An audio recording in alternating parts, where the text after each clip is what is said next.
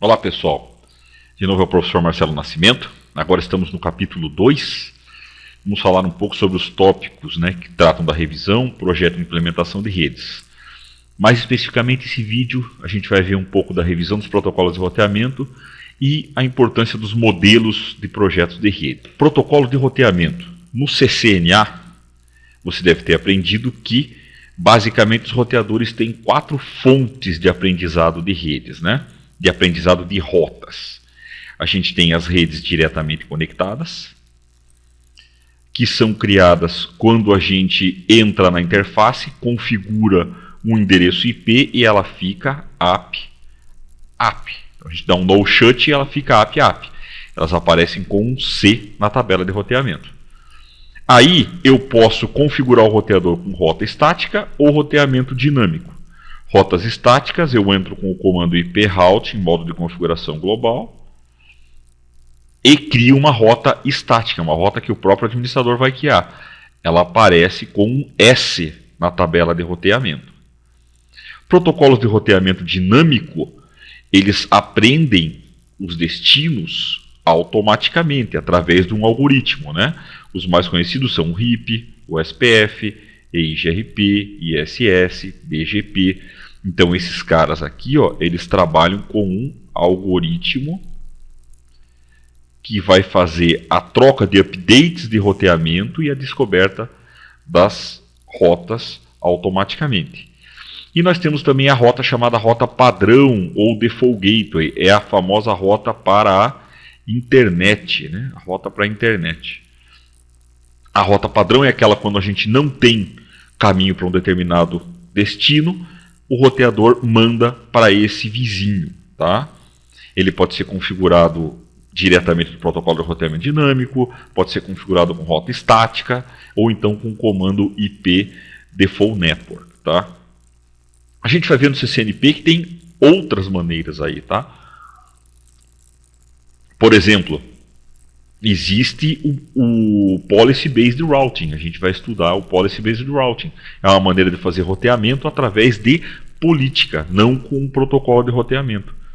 Eu vou fazer através de política de roteamento. Mas no CCNA a gente aprendeu a rota diretamente conectada, quando configurou uma interface, rotas estáticas, protocolo de roteamento dinâmico, basicamente RIP, OSPF e EIGRP. Aqui no CCNP Route a gente vai mais a fundo no SPF, mais a fundo no EIGRP e vamos estudar o BGP. O ISS era do BSCI, o pessoal retirou e deixou só o SPF, EIGRP e BGP. E a rota padrão continua tendo necessidade, a gente continua tendo que sair para a internet. Vamos voltar nesse assunto aqui no CCNP. Como é que o roteador escolhe uma rota para ir na tabela de roteamento? Qual é a rota que vai ser escolhida como a melhor? O primeiro parâmetro é a distância administrativa, ou AD, Administrative Distance em inglês. Então o AD, ou distância administrativa, ela define um peso para aquela rota. Isso aqui é definido pelo próprio iOS. Então isso aqui já tem uma pré-configuração. Então, por exemplo, rota diretamente conectada, 0.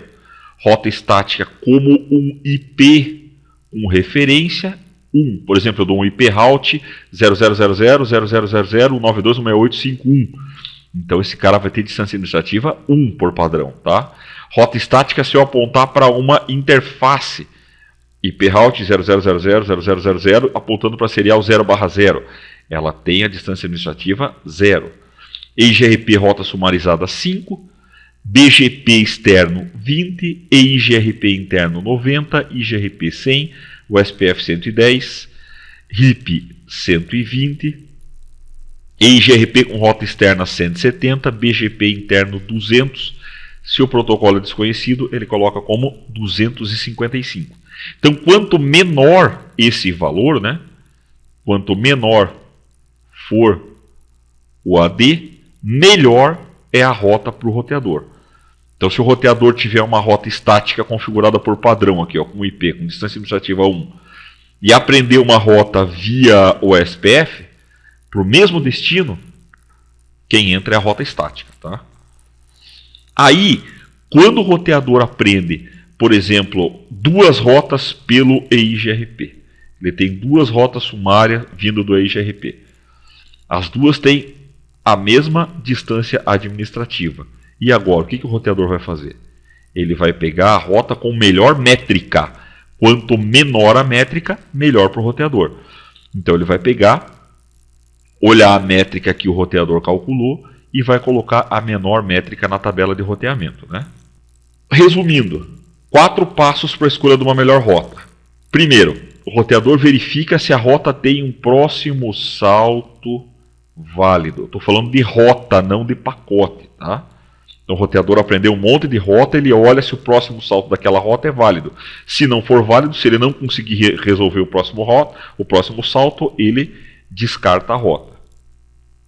Aí, se mais de um protocolo de roteamento anunciar rotas idênticas, a gente vai ver daqui a pouco como é que é uma rota idêntica, ele usa o menor AD como decisão. Então, quanto menor a distância administrativa, melhor é a rota. Se a rota é aprendida pelo mesmo protocolo de roteamento, então o AD dele é igual.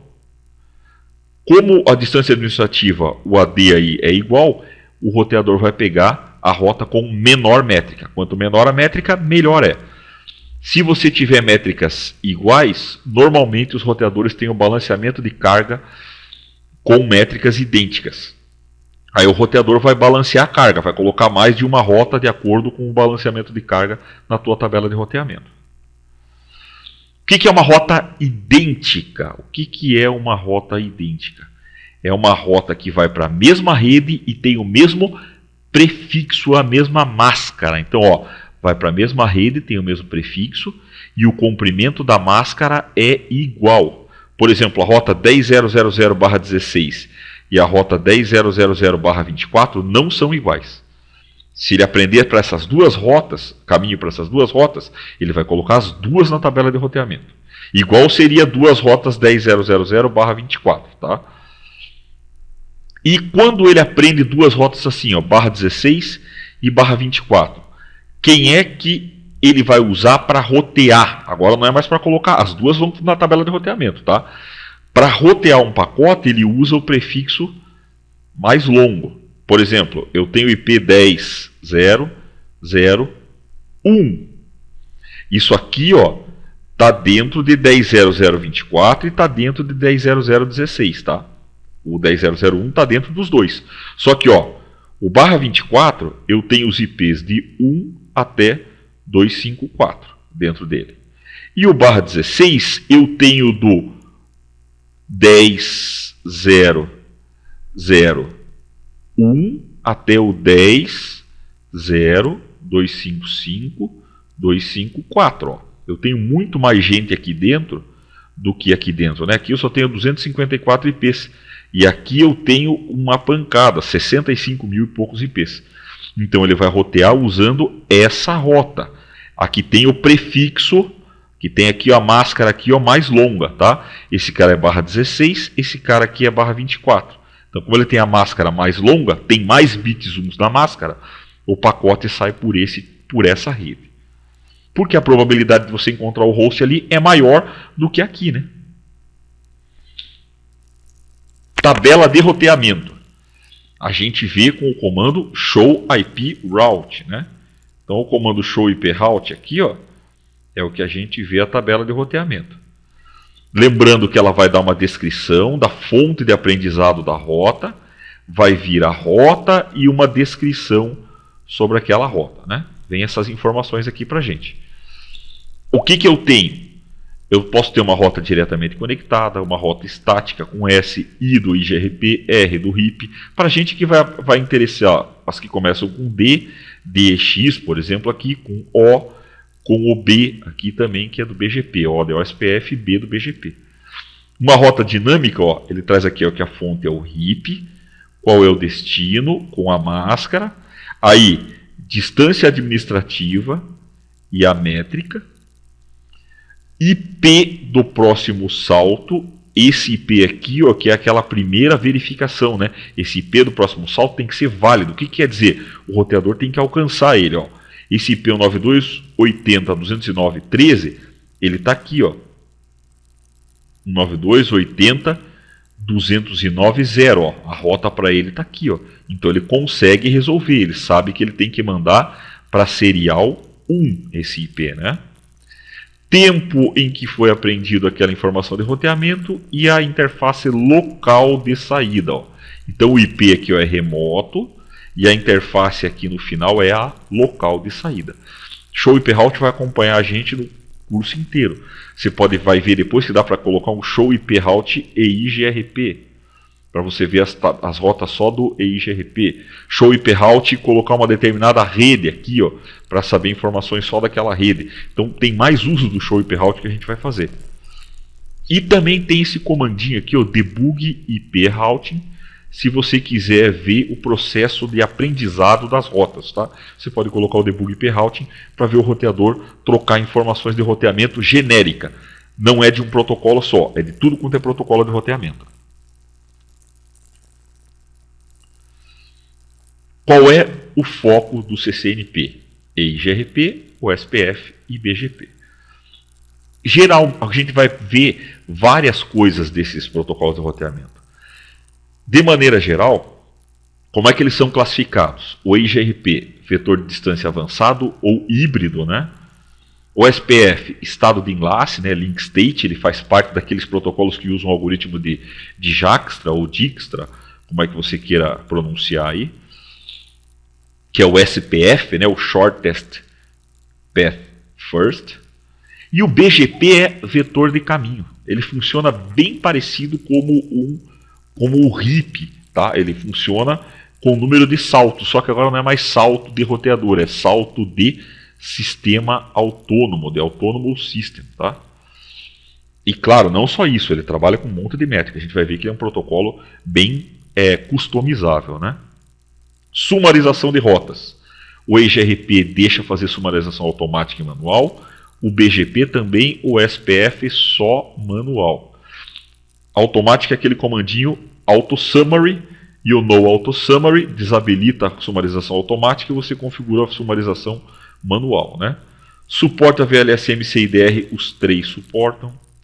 Tempo de convergência, EIGRP muito rápido, o SPF rápido, BGP lento. O BGP ele é lento, porém ele é bem mais confiável, tá? Temporizadores, né? Updates que eles usam, hello e dead. Temporizador, depois que o EIGRP subiu, ele só utiliza troca de mensagem disparada por evento, tá? Só se acontecer algum problema. Só que ele troca hello de tantos em tantos tempos, ó. Em redes LAN de 5 em 5 segundos, redes WAN de 60 em 60 segundos. E ele considera um cara morto, ó, com 15 segundos e aqui com 180. São 3 vezes o valor do hello. O SPF, disparado por evento, só que ele tem uma atualização a cada 30 minutos. Se todo mundo ficar quietinho, de 30 em 30 minutos, o SPF faz um reflooding, tá? Ele troca hello de 30 em 30 segundos, aqui ó, numa rede NBMA, e numa rede LAN de 10 em 10 segundos. E veja aqui ó, que o dead são 4 vezes. Ó. Aqui é 3 vezes, são 3 vezes, e aqui 4 vezes o tempo do hello. E o BGP também é disparado por eventos apenas, e ele troca informação hello de 60 em 60 segundos e considera um vizinho morto com 180 segundos. Qual o tipo de rede que esses caras foram projetados para trabalhar? EIGRP ou SPF grande porte, só que redes internas, eles são IGPs. Eles funcionam dentro da intranet das empresas, né? BGP, porte muito grande, gigantesco, porque é esse cara que faz a internet funcionar. Então o BGP é uma rede de porte muito grande, por isso que ele é mais lento que os outros, né? Imagine você fazer o tempo de convergência da internet, porém ele tem muito mais recursos aqui, ó, que fazem ele ser mais seguro, mais confiável que os outros protocolos de roteamento. E por que o RIP está no conteúdo? Por questões históricas, de integração entre sistemas e migração. Tá? A gente vai ver que tem um capítulo de redistribuição que o pessoal usa o RIP e também de filtragem de rotas. Por quê? Você como CCNP pode pegar uma rede que tenha o famoso legado, né? uma rede que tem o legado, que é uma rede antiga, que tem roteadores que suportam só RIP, por exemplo. Aí não tem jeito, né? Se você tem uma parte da rede aqui ó, que só roda em RIP, e você está construindo uma nova parte da rede que você quer fazer funcionar com EI-GRP, por exemplo, esse roteador de borda aqui ó, entre as duas redes vai ter que falar os dois protocolos. E para um protocolo passar informação para o outro, você vai ter que usar a redistribuição, comando redistribute, que a gente vai ver aqui também no curso. Eu coloquei aqui ó, como exemplo a configuração do RIP, né? Lembrando aqui que o RIP ele tem duas versões, versão 1 e versão 2. Normalmente se usa a versão 2, porque a versão 1 é class full, né? Não suporta VLSM, esse tipo de coisa assim. Comando network para anunciar a rede. No auto summary para evitar a sumarização automática. Passive interface para desabilitar as interfaces que você não quer mandar anúncio. Maximum paths é um comandinho que a gente vai ver também nos outros protocolos de roteamento que funciona para controlar o número de carga, de rotas que eu quero, de interfaces que eu quero fazer balanceamento de carga. Default Information Originate para criar a rota padrão. E tem o comando redistribute, distribute list, vários outros comandos que a gente pode usar aqui para o RIP, que a gente não viu no CCNA, que a gente vai ver agora no CCNP com o RIP, só que com o enfoque assim, a gente não vai ver o RIP em separado, porque o que a gente precisava de ver RIP já viu no CCNA. Agora a gente vai ver o RIP de uma maneira diferente, ele integrado, como eu integro, como é que eu vou fazer para conviver com uma rede que tem RIP e agora que tem o SPF e IGRP. Para terminar, o CCNA, o foco dele era a gente trabalhar com uma redezinha pequena, a famosa Router on a Stick. Eu tenho um roteadorzinho aqui na ponta e vários switches interligados. Ó, eu podia ter mais um switch aqui, mais um switch aqui, mais um switch aqui, todo mundo ligado aqui em série, tá? Vários switches, várias VLANs com um roteador apenas. Por isso que o nome dele é Router on a Stick. Por quê? Porque eu tenho o roteador na ponta aqui, ó, né? Na ponta desse ramo aqui dos roteadores, né? Então o roteador está aqui, ó, nessa ponta aqui. Essa é uma rede pequena, uma rede de pequeno porte, uma rede de médio porte. Quando você começa a subir de porte, que é a intenção do CCNP, né? Você trabalha com rede de médio e grande porte, você tem outros tipos de arquitetura. Por exemplo, a arquitetura em 3 camadas, que ela é citada no CCNA, mas não muito bem explorada. Aqui é onde a gente vai ter o foco maior na rede de 3 camadas, com core, distribuição e acesso. Só que você pode cair em campo e pegar outros tipos de projeto. Você tem o Enterprise Composite Model. É um modelo de você projetar que você desmembra a tua rede aqui, ó, com gerenciamento, WAN, branch, são os escritórios remotos, parceiros, os trabalhadores remotos, né, teleworker, extranet, internet, e-commerce, campus. Então você está quebrando a tua rede em vários subsistemas para você poder trabalhar melhor em cada um desses subsistemas. Normalmente dentro desses subsistemas você tem arquitetura em 3 camadas, tá? Ó, um outro modelo aqui é o Cisco Enterprise Architecture. O cara usa aqui campus, data center, teleworker, branch sites e faz a interligação desses caras aqui, ó, por exemplo, na WAN você liga o data center com o campus, você liga o teleworker aqui, ó, via broadband, via um ADSL da vida, tá?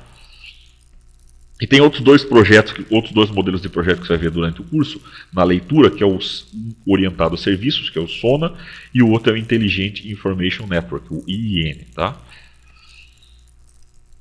Para finalizar, onde é que o RIP vai ser cobrado? Então ele vai ser cobrado em conjunto com redistribuição e filtragem de rotas. Então vai ter um capítulo de redistribuição e filtragem de rotas, é ali que você vai ver o RIP. Por isso, vale a pena revisar conceitos do CCNA? Olha, eu diria que sim. Nesse momento, se você quiser revisar um pouco dos protocolos de roteamento e da parte de configuração, antes de entrar aqui no CCNP, pegar o Packet Tracer, os labs que você já tem e configurar os protocolos de roteamento, vale a pena para fazer uma revisão. Você vai passar mais tranquilo pelas configurações do CCNP, você vai entender melhor, tá? Se não quiser fazer a revisão, não tem problema, a gente vai ensinar tudo aqui no curso. Se você fizer uma revisão, você vai ficar melhor ainda para você continuar o treinamento. Esses modelos e essas revisões caem na prova, esses conceitos vão cair separados, tá? Agora, o modelo, por exemplo, aqui, ó, a gente vai ver que depois nós vamos dar uma melhorada no modelo em 3 camadas, a gente vai falar mais coisas dele quando falarmos do EIGRP e do SPF aqui. E vocês vão ver que ele vai cair também distribuído na prova, tá? Eles podem ser cobrados distribuído na prova. Mas todos esses modelos que estão no material é mais focado na tua vida prática do que realmente do que vai cair na prova. Você não precisa decorar os modelos, esse tipo de coisa, não precisa decorar nada, tá? Isso aí é mais para a tua vida prática. Se você cair num projeto, você poder entender o projeto, ver onde é que você está e saber interpretar as coisas, ok? É isso aí, pessoal. Por aqui a gente fica com esses conceitos. O próximo, agora vocês façam a leitura do material e no próximo tópico, ainda dentro do capítulo 2, vocês vão ver a parte de planejamento, que eu separei num vídeo à parte, né? Eu coloquei num vídeo separado. Esse vídeo de planejamento, vocês vão ver que a parte de planejamento aí sim pode cair na prova, misturado junto com o EIGRP, com o SPF. O examinador pode cobrar de você se você sabe não somente implantar, como também planejar aquela implantação, se você entende o assunto como um todo, ok? Obrigado, até o próximo vídeo.